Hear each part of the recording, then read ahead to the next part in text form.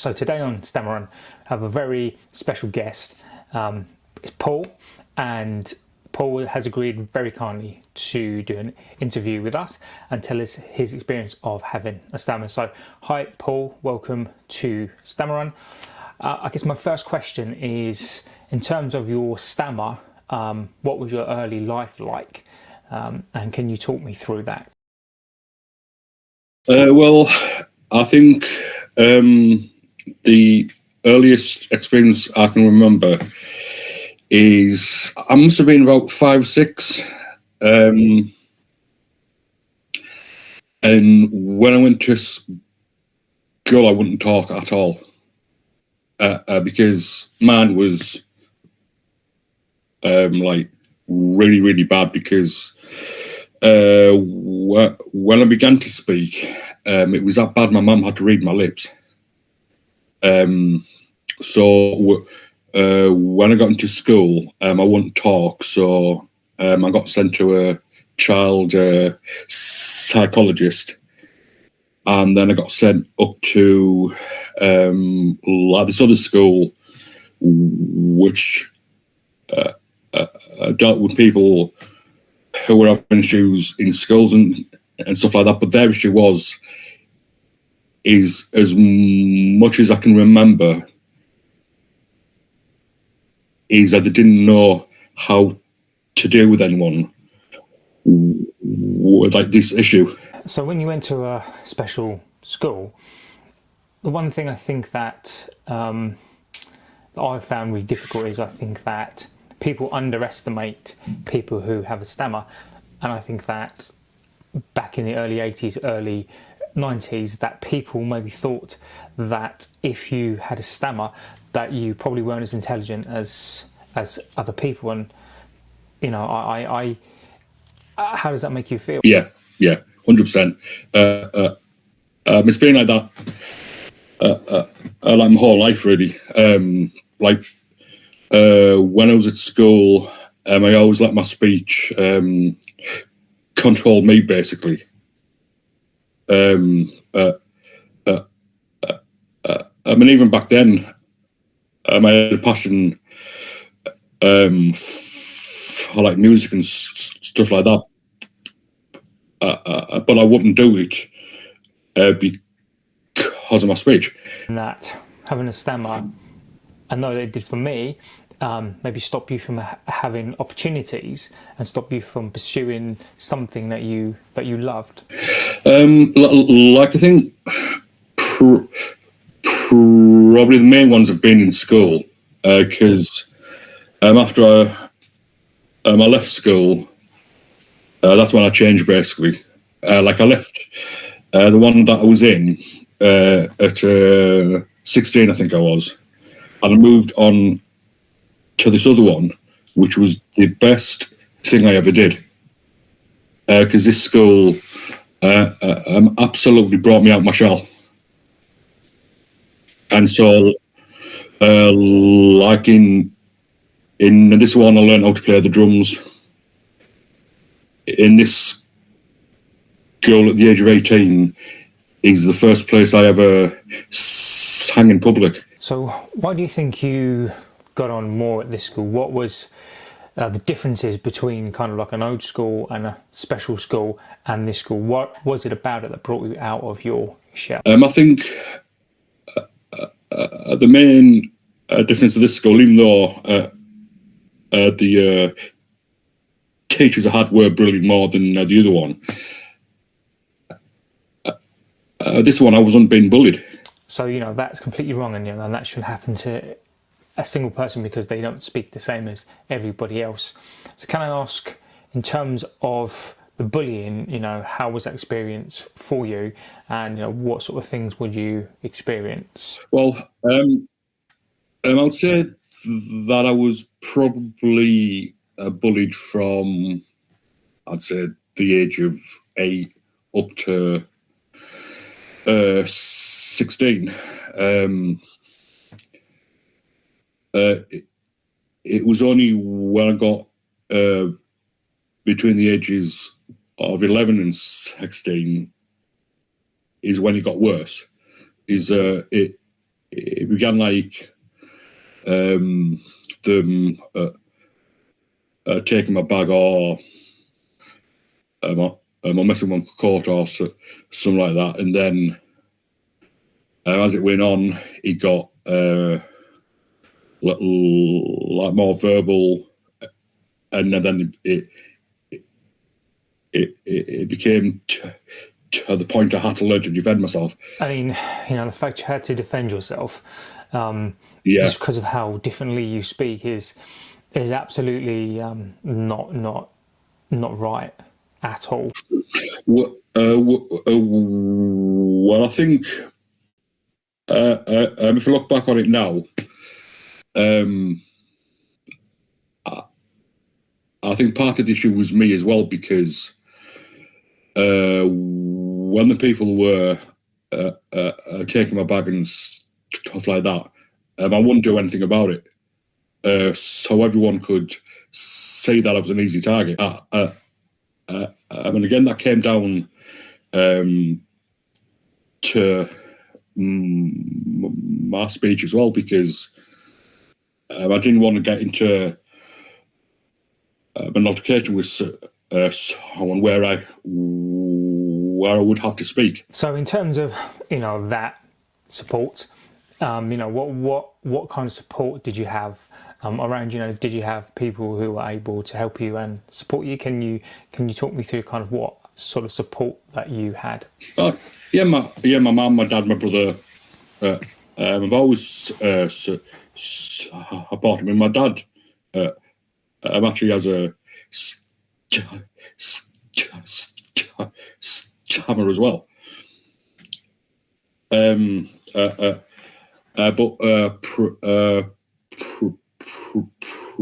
Probably the main person is my younger brother, because like he's like 2 years younger than me. So he was always like 2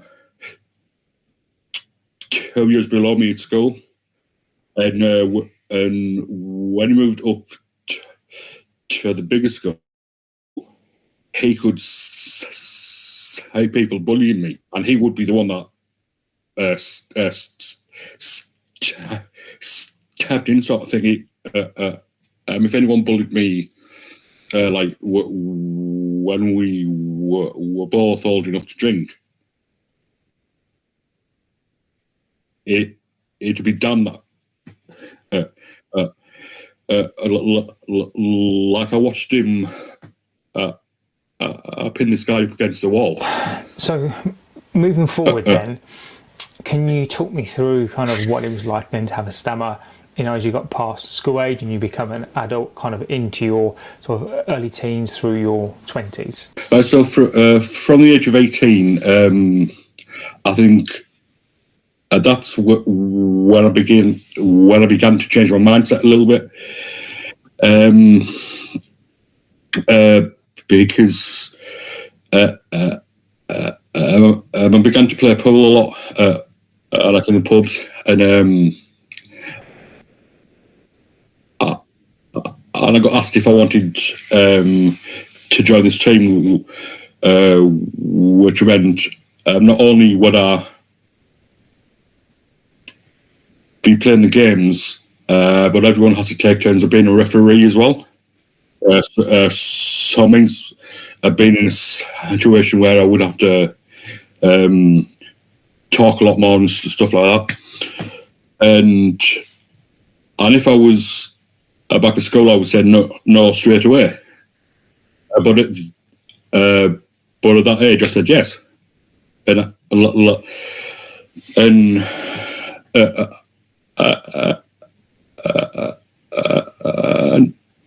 those times, yeah, those people that took the piss, yeah, they always will be.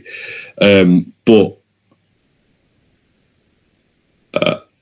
I let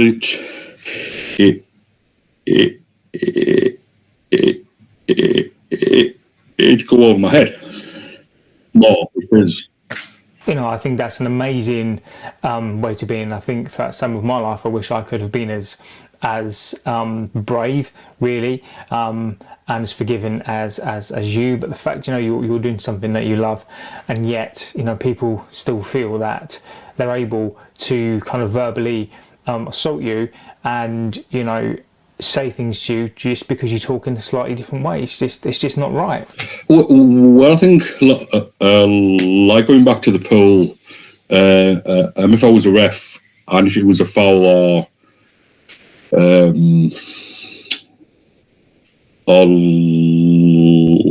like a missed shot or whatever it's called, then I would have to call that out. And if I had an issue with a word I wanted to say, then I would hear people begin to like laugh and stuff like that. In which, yeah, I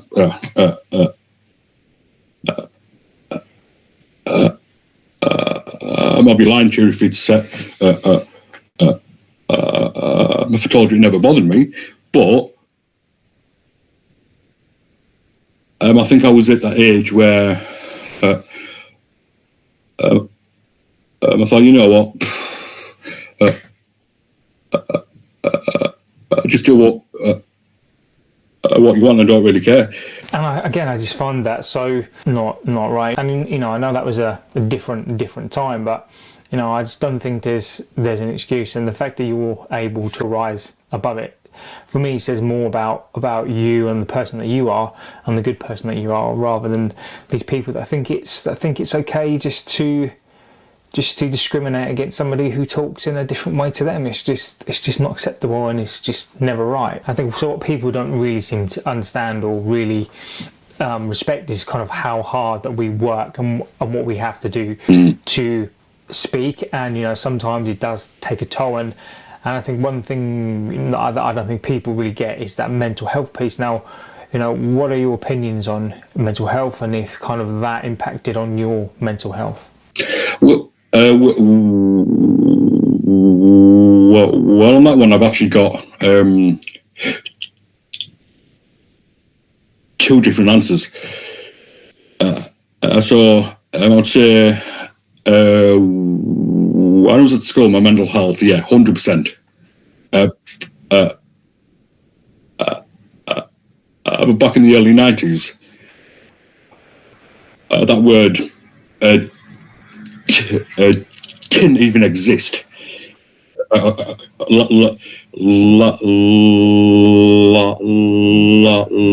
I always remember,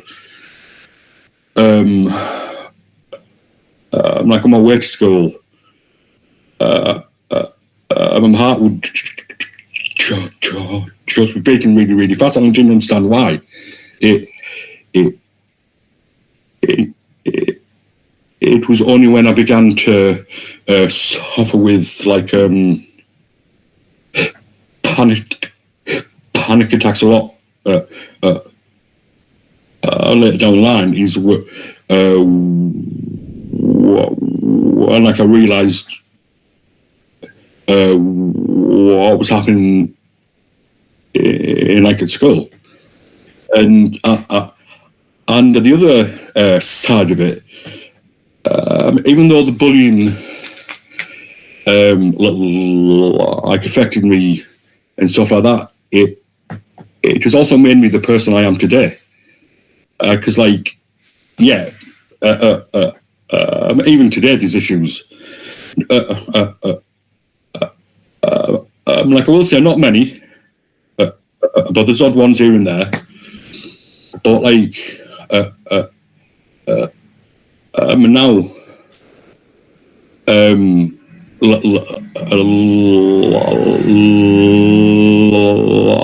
like it's me that controls my speech, not the other way around. And kind of just thinking about your stammer as well, and I guess what people necessarily don't understand is sometimes the triggers could be really, really small. For me, it used to be talking on a phone and that kind of thing. But for you, what are your triggers, and kind of what kind of makes your stammer worse? Like, I think probably the main thing that makes not only me stammer, but every person who does stammer, if they're rushed, more than anything, if there's a situation where, I don't know, you're trying to get a word out, and the person that you're talking to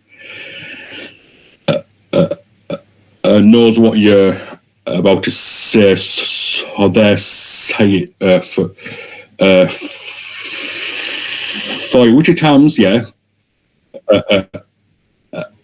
I know they do it to help, which is fair enough, but the way that I look at it is that the next time that you're in that situation, because the brain is a crazy thing, that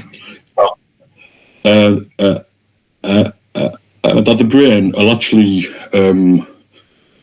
make you remember the last time that you was speaking to this person and they knew what you were going to say. But this time they might not know what you're going to say. So then that'll make you try to get the word out more and more and more, but it'll make your speech worse and worse. And I just think it's in situations where you're rushed, you might be over the phone, in shops. I mean, as some like if you stopped in the street and a person asks you the time, it could be anything. In terms of having a stammer, I've always maintained that I don't think that stammering is portrayed in the media enough. I don't think that it gets the exposure that it does. What are your views and opinions of stammering in the world, stammering in the media? Well,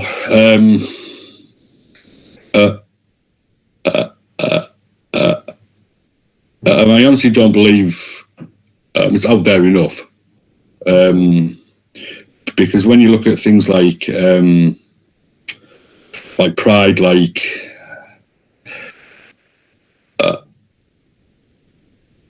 Black History Month,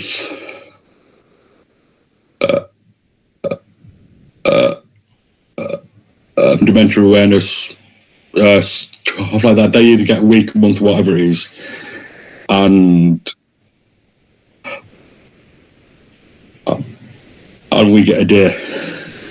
Like, I think the issue with, especially in TV shows, films, stuff like that, if they ever put in a person who has an issue with the speech,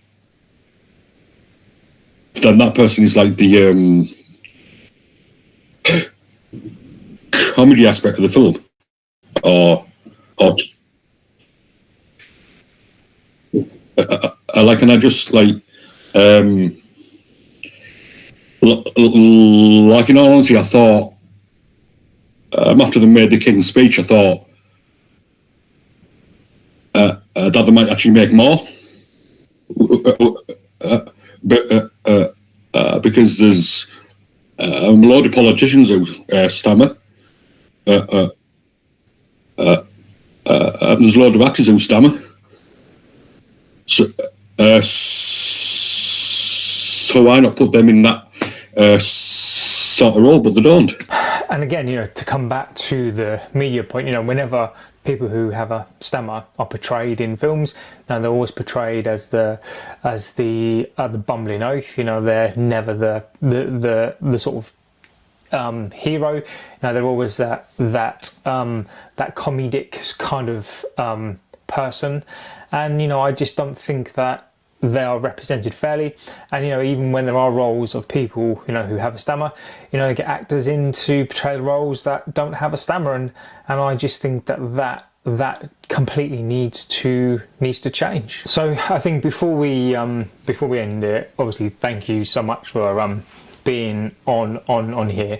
I think that it's been an amazing insight, and I think you've been absolutely fantastic. And I think I'd like to maybe give the final kind of word to you, and what's it like from your opinion to have a stammer? Oh, what it's like to have a stammer.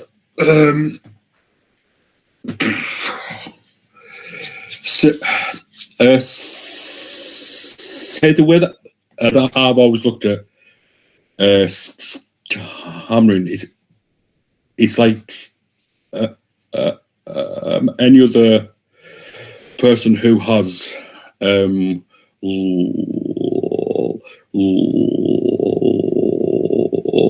like a fear. Like if because we have to wake up every morning knowing that we'll be in a situation where we have to talk.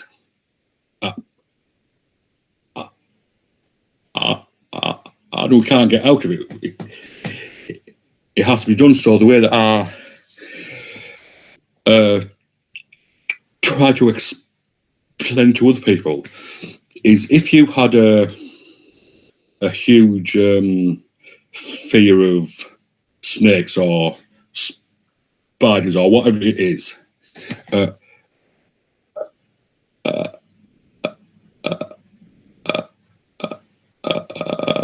imagine waking up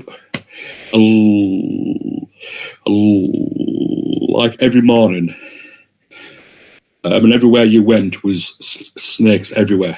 And I think that is probably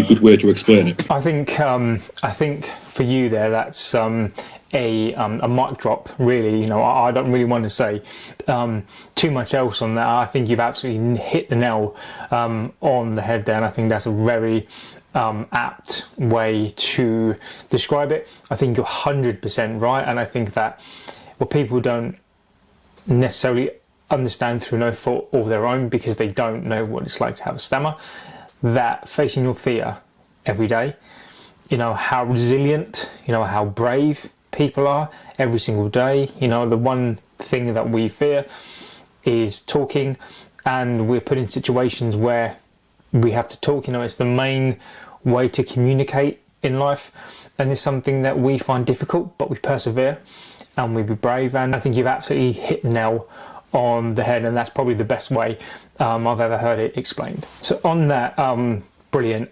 analogy there, I would just like to thank you so much for being on the show. I think you're fantastic. I think you are so brave. Your positive experiences, the way that you seem to outlook on life, I think is really positive through some of the negativities that you've experienced, and it sounds like you've experienced quite a lot, but yet you still work hard.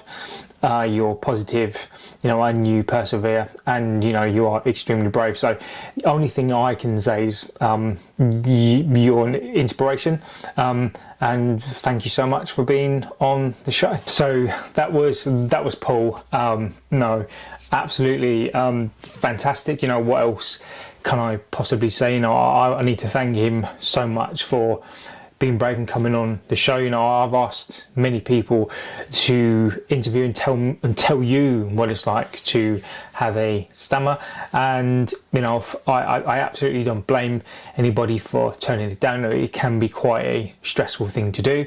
As Paul said there, it's quite a stressful thing to do, is to talk, and then particularly when you know that this is going to go out to people, and you're opening yourself up. And I generally, I really admire Paul, and I really sincerely thank him for being on the show. He's absolutely brilliant, and I genuinely cannot wait to meet Paul one day. So all my best to him, and hopefully I will see him soon. So on that note, please don't forget to like, favourite and subscribe. Let's get stammering out there. Let's get people talking about it. And please don't forget to like, favourite and subscribe. That helps really push Stammering out to people. And of course, I'll see you on the next one. Take care.